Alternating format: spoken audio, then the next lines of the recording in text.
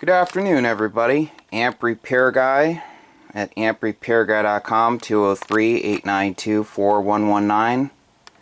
Here we have a Ameritron Al-811h amplifier. Came in for repair.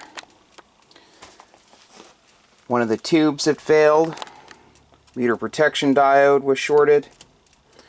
Saw that one of the grid to ground connections was open, so I took this all out, resoldered it, cleaned the input and output rotary switches with deoxit gold, checked all the connections, found a few loose connections here and there, tightened them all up. The 10 meter mod has not been done on this amplifier, so I asked him if he wanted it done, and he said no, so I just left it alone. So thing's all set, ready to go. Here are the old tubes. He had replaced one with a different one. Not sure if they're made in the same factory. They do not look like they were. I can see a difference, one to the other. When you change tubes, you're supposed to change all four, so you have a matched set. I no longer work on these unless an amp with an 811, unless the customer is willing to upgrade to 572s. So he took my advice. He went to Penta Laboratories, had a set drop shipped here. Awesome product, no problems. Great customer service, really nice people over there.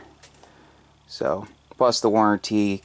If gosh forbid ever an issue, the warranty goes through the customer, and it doesn't have to go through me.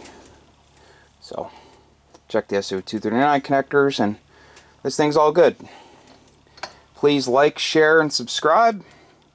Appreciate it.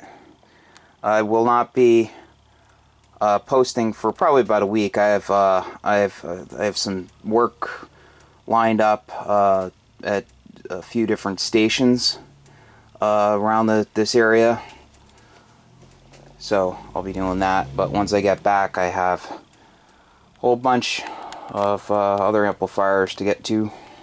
LK500, a couple of those, ESF L2100B, another SB220, so